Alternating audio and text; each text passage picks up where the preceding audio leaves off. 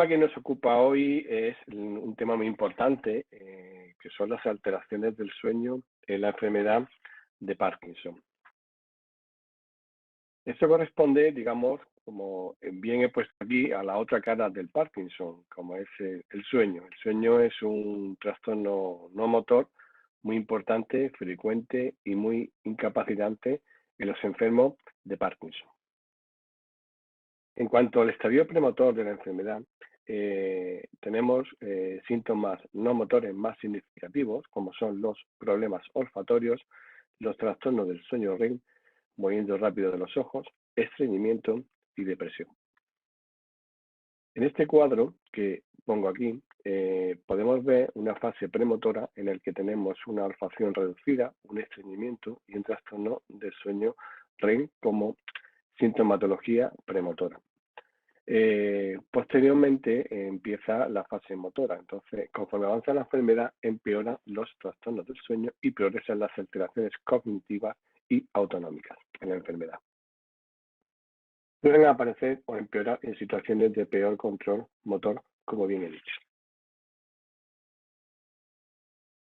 En este cuadro quiero explicar la inmensa cantidad de sintomatología y complicaciones que puede ocurrir en la enfermedad de Parkinson. Hay complicaciones motoras, tanto fluctuaciones como discinesia, problemas neuropsiquiátricos, trastornos cognitivos, alucinaciones, desequilibrio de comportamiento, depresión, autonómicos, como son estreñimiento, problemas urinarios, problemas sexuales, hipotensión ortostática, termorregulación y sudoración, dolor y disestesia, disfagia, etc. Caídas, puede haber por inestabilidad postural, discinesias inducidas por el EDOPA, hipotensión ortostática, problemas neurológicos de otra índole, otras causas médicas y causas del entorno. Pero el tema que nos ocupa en esta presentación son los trastornos del sueño. Los trastornos del sueño tenemos el insomnio y fragmentación del sueño, que corresponde a un 37% de esta sintomatología, las pesadillas y parasomnia, los trastornos del comportamiento del sueño REM, el síndrome de piernas inquietas, los movimientos periódicos de las extremidades y la hipersomnolencia diurna y ataques del sueño. Entre todos tenemos una frecuencia de más de un 50% en los enfermos de Parkinson. Con esta diapositiva quiero hacer hincapié en el que en la mayoría de los casos que vemos a un paciente con enfermedad de Parkinson, ya sea estadio inicial, estadio intermedio o estadio avanzado, en muchas ocasiones no son problemas estos trastornos no motores que nos consulten. Tenemos que utilizar diferentes escalas. Incluso los trastornos de sueño, como viene puesto aquí, a veces no te lo dicen. Tenemos que nosotros indagar porque es un problema secundario, sobre todo en fases iniciales. Ellos se preocupan más por un temblor o por una inestabilidad o rigidez de la marcha o una lentitud de movimiento, pero no son capaces de reconocer este problema. Por lo tanto, en una consulta de neurología es importante tener una anamnesis adecuada y una exploración y entrevista muy concienzuda con el paciente para poder llevar un diagnóstico correcto de estos trastornos no motores, porque si no, unas consecuencias de un mal manejo en la consulta serían el tratamiento inadecuado, error en el diagnóstico, un pobre manejo de la enfermedad, un gran impacto sobre el estrés del cuidador y un gran impacto en la calidad de vida de estos pacientes. Como bien he dicho antes, el trastorno del sueño es muy frecuente en la enfermedad de Parkinson. Casi una de cada dos pacientes, es decir, un 50% de los pacientes con enfermedad de Parkinson ya tienen problemas de sueño de cualquier índole. Para empezar, bueno, estamos hablando del sueño en la enfermedad de Parkinson. Pues lo importante sería definir qué es el sueño. En un contexto filosófico del sueño, el sueño es un estado intermedio entre la vigilia y la muerte. Pero claro, esto sería muy drástico decir esta terminología. Y como bien pongo aquí, y más he aprendido acerca del sueño en los pasados 60 años que los 6.000 precedentes, ¿no? En este corto periodo, los investigadores han descubierto que el sueño es una conducta dinámica, no simplemente la ausencia de la alerta. El sueño es una especial actividad del cerebro controlado por mecanismos precisos y elaborados. Bueno, llegando a una definición más simplista y fácilmente entendible para todos los usuarios, sobre todo a todos los enfermos de Parkinson, a la cual va dirigida esta presentación, el sueño es un fenómeno elemental de la vida, además de una etapa indispensable de la existencia humana. Es una necesidad fisiológica tan importante como respirar, tomar agua o comer. Representa uno de los ritmos básicos del ciclo de 24 horas circadiano, se dice, que puede observarse en todas las especies de mamíferos, aves y reptiles. Es la disminución natural, periódica y irreversible de la percepción del medio externo, con la conservación de las funciones autónomas y cierto grado de reactividad al medio. El sueño ocupa la tercera parte de la vida del ser humano. En general sirve como una respuesta adaptativa o que proporciona un periodo de restauración. El sueño restaura la fuerza y la energía física y mental. También puede ser un factor importante en los aspectos relacionados con la inmunidad. Por lo tanto, y con toda esta explicación que he hecho del sueño, según la Organización Mundial de la Salud, el sueño es un periodo fisiológico del reposo que permite al cuerpo y a la mente descansar y restablecerse. En este proceso, el ser humano emplea un tercio de su existencia y es además una de las actividades que más repite a lo largo de esta, día a día, noche tras noche. Por lo tanto, estamos ante una etapa, digamos, de la vida del ser humano tan importante como que ocurre en un tercio de su existencia. Entonces, debemos de cuidarlo y hacerlo lo mejor posible dentro de las medidas que tengamos a ser posible. ¿Para qué sirve el sueño? Pues el sueño tenemos dos fases, que tenemos una fase REM, una fase no REM, en la que tenemos, pues bueno, tenemos una restauración psicológica y afectiva y fijación de la memoria que se ocurre en la fase REM, y luego tenemos otra fase del sueño, que es la no REM, que es la que existe una recuperación física. Como bien he dicho antes, con estas dos funciones, pues intentamos restablecer todas esas funciones que se van agotando y se van perdiendo durante el estado, digamos, a su modo de vigilia. Aquí les pongo, pues, lo que he dicho antes, que en la fase del sueño tenemos una fase no REM y una fase REM, y en la fase no REM se corresponde de 4 fases, con las que hay un sueño ligero y un sueño profundo, y en la fase REM, pues, luego tenemos como la última fase en la que hay una alteración de movimientos oculares rápidos de los ojos. Esta es otra diapositiva que nos dice realmente como lo que he puesto antes. Ven que los cuadritos azules son la fase de sueño no REM, que tiene 4 fases. 3-4 es el sueño profundo, lo vemos aquí abajo, ¿no? Y el verde sería el estado de vigilia, y luego dentro del sueño profundo siempre hacemos un poquito de fase REM en la que, como bien dije antes, hay una recuperación psicológica y afectiva y una fijación de memoria. Entonces, todos los pacientes todas las personas, teóricamente en un estado, en cierto modo, normal, deben pasar por estas 4 fases: sueño profundo, llega a un sueño REM, a veces se llega otra vez al sueño profundo y llega otra vez al sueño REM. Cualquier alteración en este ciclo, sobre todo en la fase REM, pues es la que nos produce alteraciones.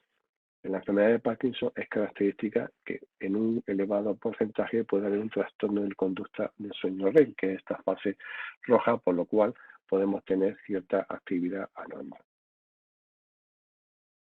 En la evolución de la vida, el sueño no REM prácticamente permanece inalterado, pero el sueño REM se va deteriorando y cada vez se va acortando su duración y efectividad. Ya he dicho antes que es un sueño importante para recuperar la afectividad psicológica y la capacidad de grabación de memoria de todos los eventos vividos durante el día.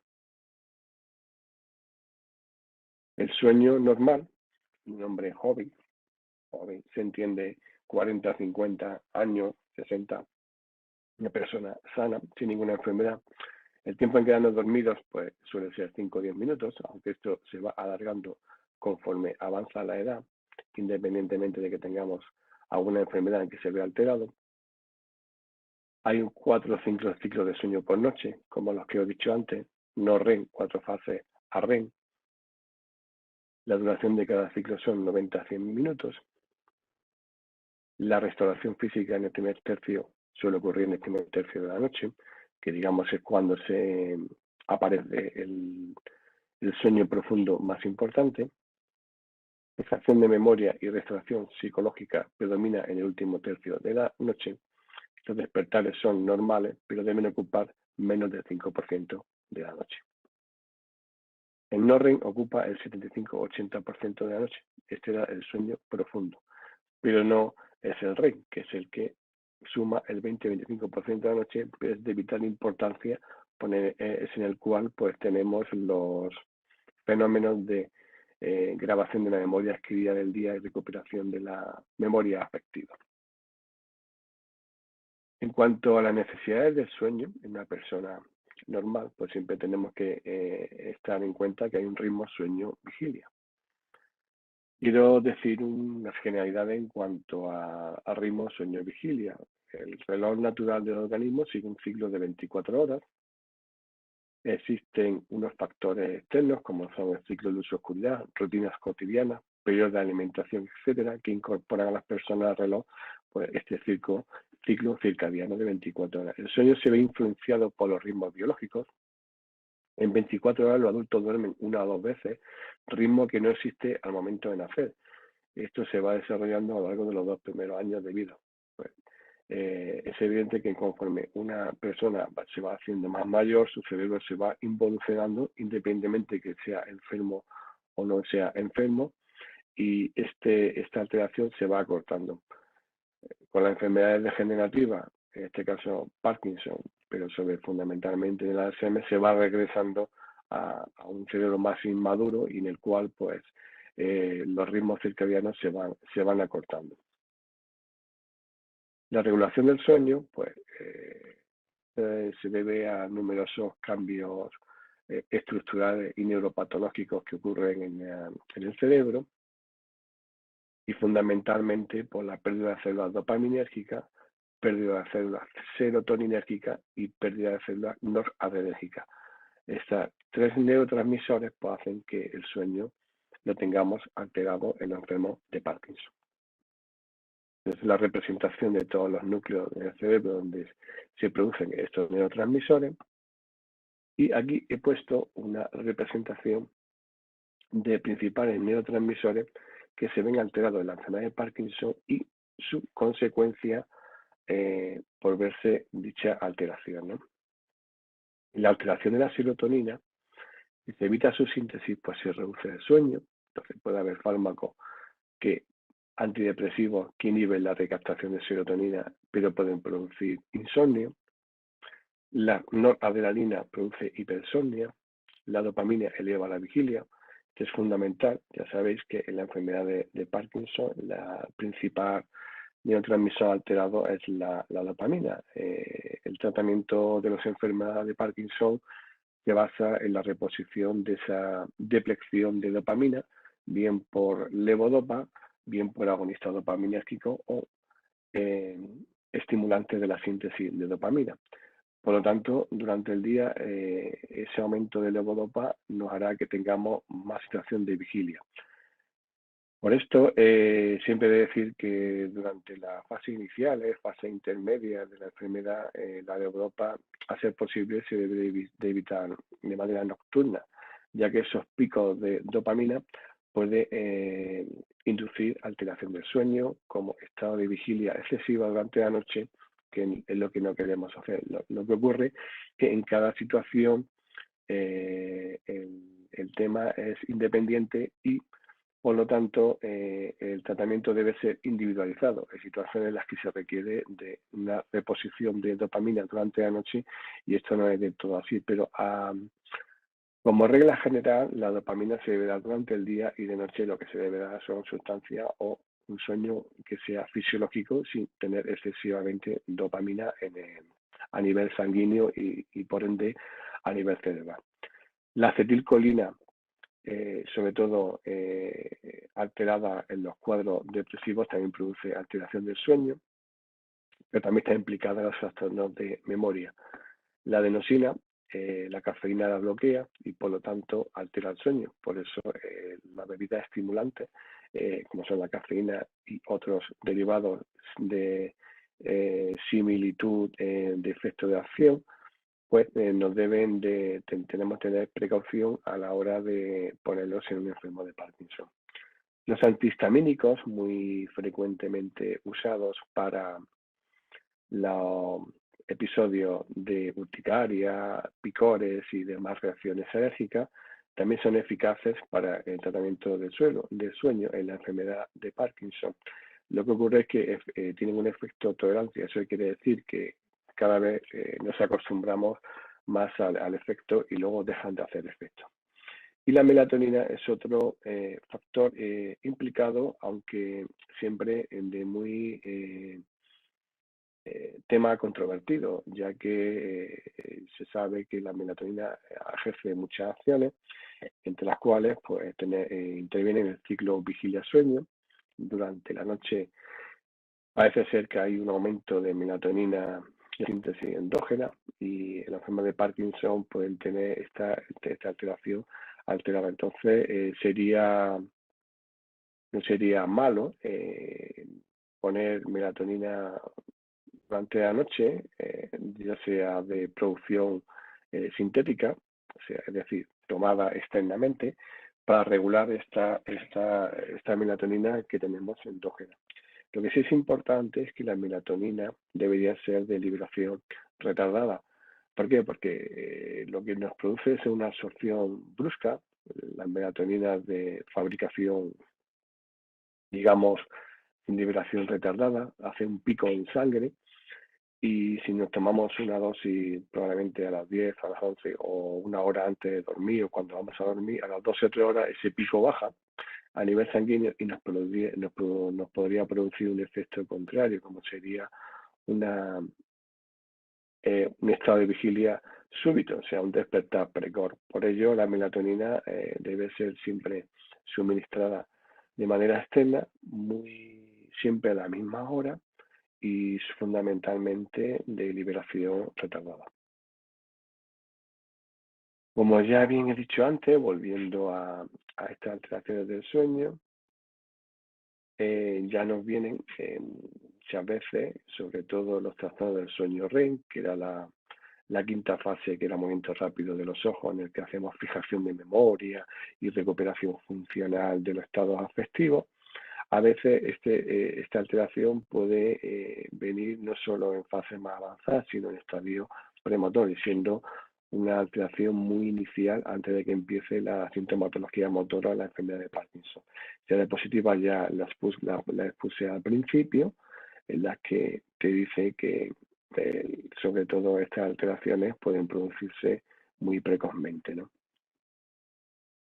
Los trastornos del sueño, pues, como ya os he dicho, empiezan desde muy precozmente. El insomnio y fragmentación del sueño suele ser el trastorno más frecuente.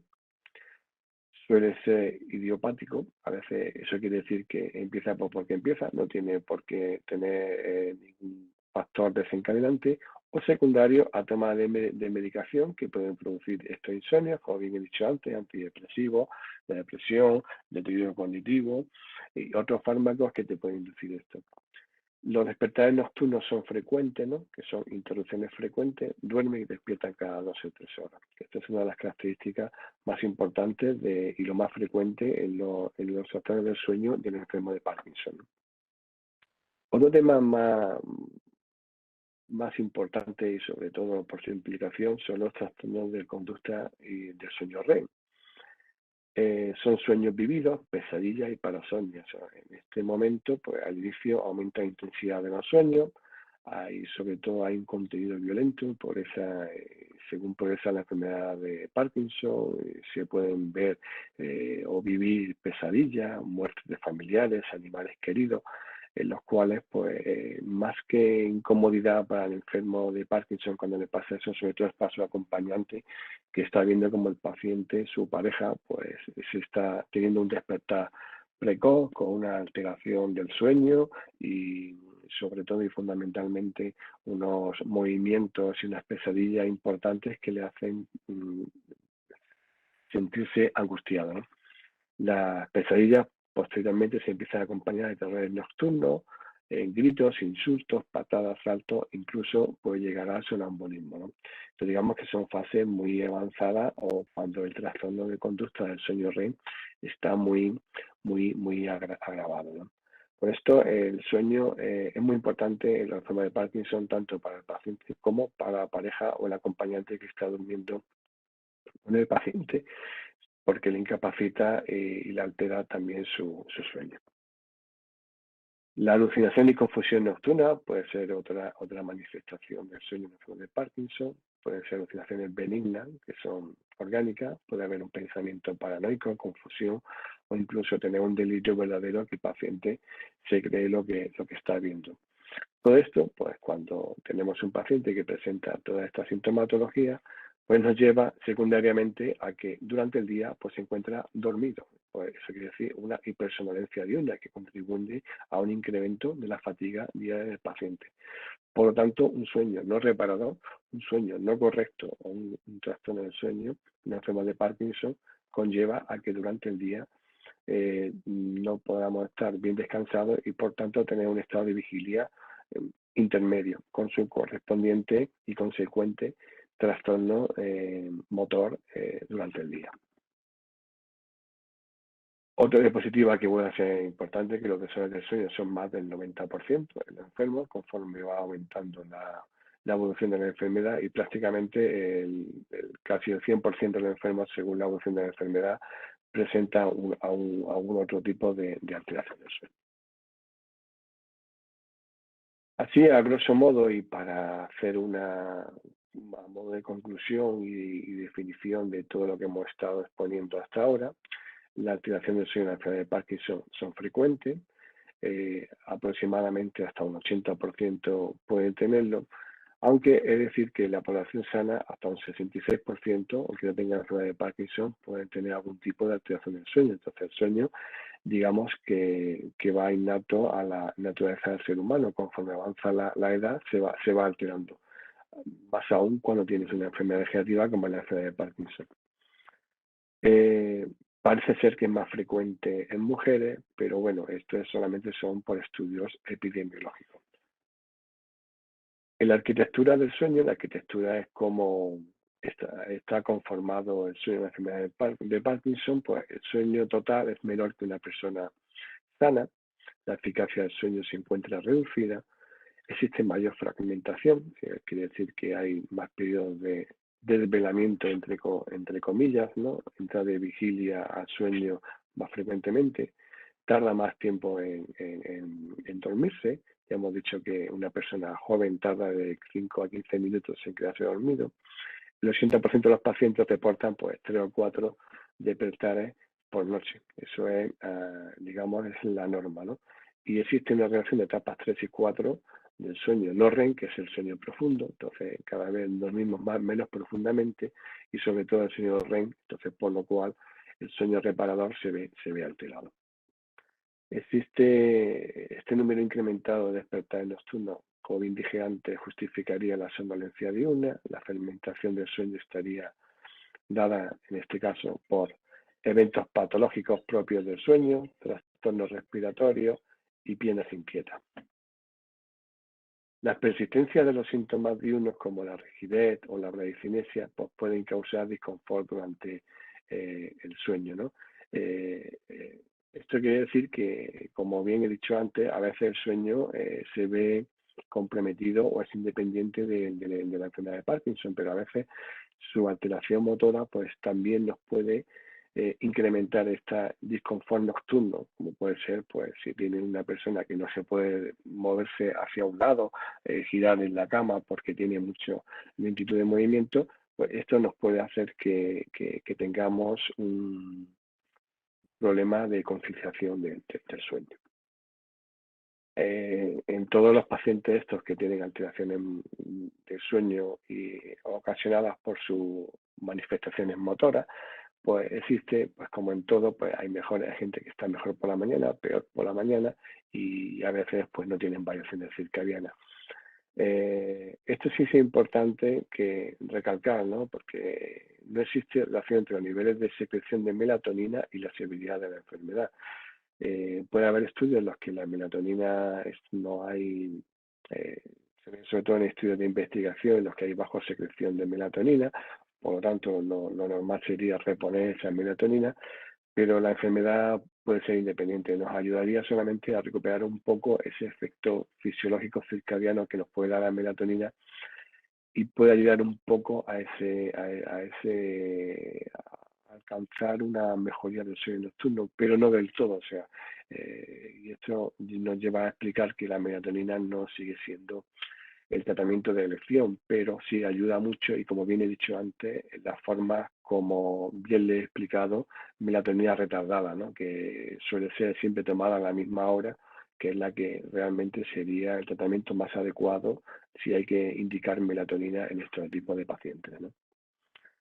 Entre los síntomas motores que pueden ocurrir durante el sueño, que en estas personas que tienen alteración, pues como provocan fragmentación del sueño, hay que decir que muchos despertares frecuentes, pues existe pues una gran actividad muscular, que esos son movimientos que pueden ocurrir durante la noche.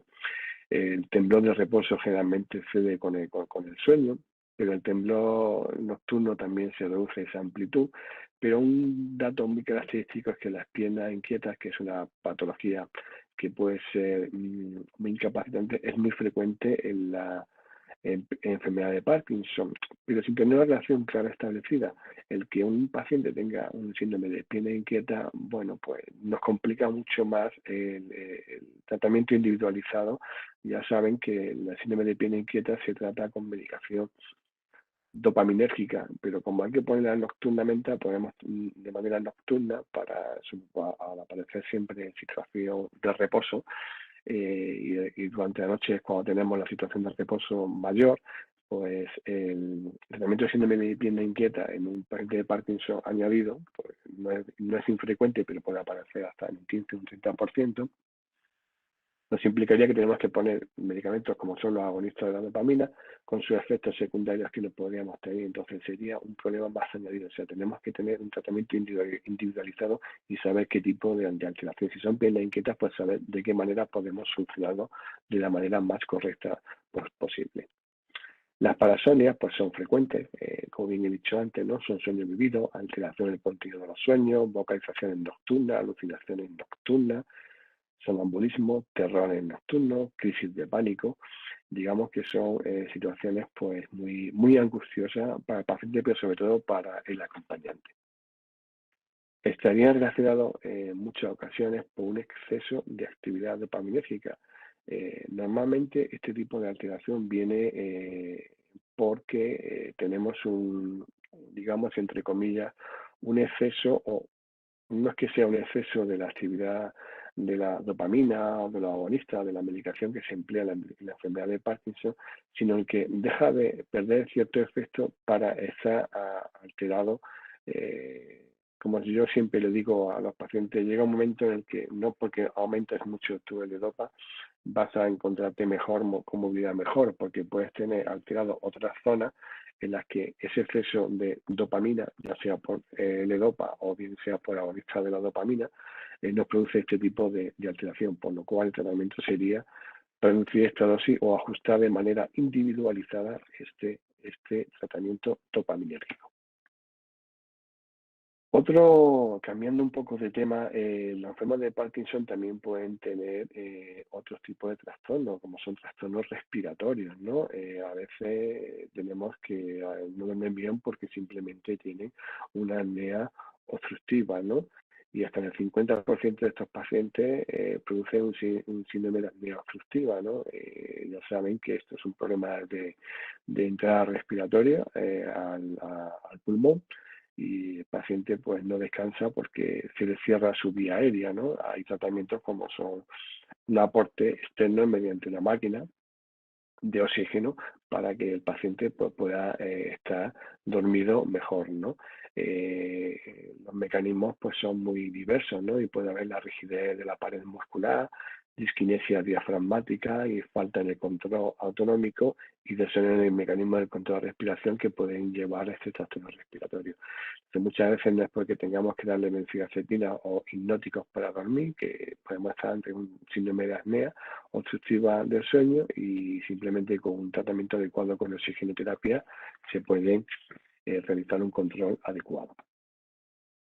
El cierre del intermitente de la vía aérea en esta apnea obstructiva, pues bueno, puede producir movimientos anormales de la glotis, supraglótico, pues, bien por el temblor o por estridor durante los episodios de la distonía de la enfermedad de Parkinson. En otro bloque, en otro apartado, pues podemos tener alteraciones médicas en las que podemos tener artritis, alteraciones de próstata de los varones, disnea, dolor radicular o neurítico que también puede ocasionar alteración del sueño, ¿no? La depresión es muy importante, en el que el 30-90% de los pacientes de Parkinson sufren depresión y podemos tener un despertar temprano, fragmentación del sueño, insomnio, una reducida latencia del sueño REM, piernas inquietas y sueño no reparador, ¿no? Todo esto lo lleva también la depresión, ¿no? Y esta otra diapositiva en la que quiero recalcar lo que está diciendo, que esa excesiva alteración durante el sueño, ¿no?, en los enfermos de Parkinson, pues nos lleva a que hasta un 50% podemos tener una somnolencia por no haber descansado de noche correctamente, ¿no? Se da más en pacientes jóvenes. Y el 30% de ellos presentan alteraciones en la escala de evaluación del sueño y que atribuyen a la fragmentación del sueño. Muchas veces tienen hasta ataques tipo narcolepsia, que son episodios de ataques de sueño súbitos, ¿no? En el tema de Parkinson, que no sea joven, a veces este puede ocasionarse por el empleo de ciertos medicamentos. Hay determinados agonistas de la dopamina que producen estos ataques de sueño, ¿no? Y luego otro tema importante es la hipotensión que ocurre, que es una bajada de tensión arterial, sobre todo después de las comidas, que puede inducir a una alteración del tono muscular, a producir una hipotonía y sobre todo un ataque de sueño, importante en pacientes con enfermedad de Parkinson. Esto es muy descrito, que después de una comida, sobre todo si es copiosa, puede ocurrir un ataque de sueño importante, ¿no? Esto hay que tenerlo en cuenta por a la hora de fragmentar los tipos de comida, incluso la medicación que se les da a estos pacientes. Esta diapositiva ya se las puse antes, ¿no? Que bueno, siempre la alteración de la dopamina, serotonina y noradrenalina pueden producir estos trastornos del sueño. Y bueno, en base a estos neurotransmisores, pues se pueden hacer algunos tratamientos adecuados e individualizados para el paciente con enfermedad de Parkinson que presenta una alteración del sueño. En principio, lo más importante siempre puede haber un tratamiento no farmacológico, lo que nosotros los médicos venimos a decir la higiene del sueño, que consiste en ejercicios regulares, que el paciente pues haga una actividad física siempre dentro de sus limitaciones que su enfermedad tiene, no hacer mucha actividad, sobre todo en las horas previas al sueño, porque eso hace que estemos en un estado de vigilia mucho más alerta y nos impida el sueño. Terapia de relajación, disminuir el consumo de café, tabaco y alimentos contundentes y alcohol en las horas previas al sueño, restringir el uso de agua en las tardes, sobre todo porque nos puede inducir, previa al sueño, nos puede inducir que estemos constantemente levantándonos para ir al baño, y eso pues es otro factor que se llama nicturia, que son el levantarse de noche para ir a orinar, pues eso hace que también no tengamos un sueño reparador, ¿no? El tomar baño caliente 2 horas antes de acostarse, eso puede ayudar al sueño. Tomar un vaso de leche caliente o un snack pequeño, liviano, antes de dormir, porque esto es importante para que, bueno, hagamos una pequeña digestión, se entre un poco de somnolencia por esa hipotensión postprandial que puede ocurrir después de la comida, pero siempre y cuando no sea abundante ni con excesivos azúcares. El tratamiento, continuando con el tratamiento, con las medidas higiénicas, pues la cama debe ser confortable, apagar las luces en pacientes con insomnio.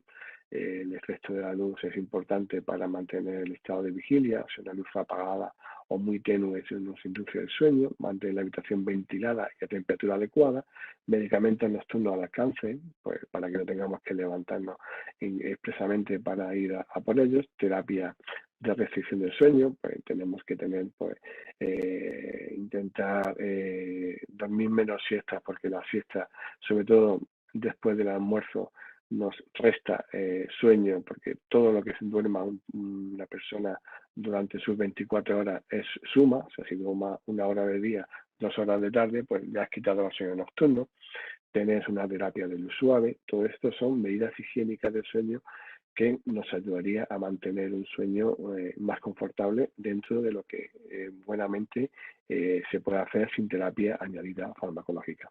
Pero a veces tenemos que poner pues, fármacos para intentar que el paciente duerma o tenga un sueño con la mejor calidad posible. Hay que ajustar dosis de medicamentos dopaminérgicos que pueden por sí mismos afectar el sueño. En algunos casos, pues son las causantes. Siempre tenemos que tener un tratamiento individualizado y saber qué fármacos están tomando, por eso que pueden ser los causantes del insomnio.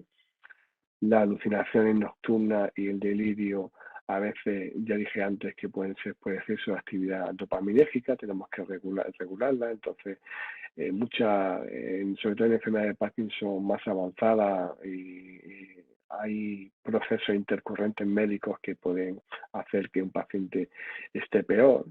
Siempre se le cuenta a la familia, se le explica que un paciente que está bien y de repente se pone malo, probablemente le esté pasando algo, una simple infección puede hacer que tengamos un empeoramiento brusco de su estado basal y por ende de su estado de sueño, ¿no? Pero si no hay ningún factor, pues podemos hacer suspenderse agonistas dopaminérgicos, amantadina y anticolinérgicos. Son medicamentos que a veces se usan para otras cosas y tenemos que intentar pues reequilibrarlo y reestructurarlo y reubicarlo a lo largo del día para hacer un tratamiento más adecuado, ¿no? Reducir la anedopa en la medida de lo posible e incluso se pueden llegar a usar neuréticos atípicos tipo quetiapina y clozapina con su inconveniente de controles estrictos hematológicos que hay que realizar para intentar llevar a cabo un control adecuado de la enfermedad. Para el insomnio se puede establecer benzodiazepina y los trastornos de conducta del sueño REM, el clonazepam, digamos que ese tratamiento de elección en el 90% de los pacientes con una buena respuesta y con una dosis variable, ¿no? El mioclonus nocturno, pues a veces el mioclonus nocturno son sacudidas breves y cortas de un grupo muscular aislado que puede ocurrir durante la noche en un paciente, el cual a veces, como son debidos a un exceso de actividad agonista, hay que hacer un ajuste de esta dosis nocturna, incluso adicionar algún tipo de benzodiazepina, ¿no? Y si el paciente tiene depresión, pues usar antidepresivos, pero siempre tiene en cuenta el perfil de estos antidepresivos para que no le produzca una alteración del sueño, ¿no? Como conclusión, el sueño, pues los trastornos del sueño, la enfermedad de Parkinson, pues son frecuentes en estos pacientes y afectan directamente a la calidad de vida suya y la del acompañante que no les deja dormir tranquilos, ¿no? Las causas de la alteración del sueño son multifactoriales, pueden ocurrir con la edad, determinadas comorbilidades y el tratamiento que se ha empleado en su enfermedad y en su día a día, ¿no? Es importante pues, realizar una buena anamnesis del sueño. Esto conlleva por una historia médica y psiquiátrica, un listado de medicamentos, evaluación de técnicas que a veces podemos realizar para ver cómo es estas pesadillas nocturnas y estos movimientos que nos describen de terrores nocturnos.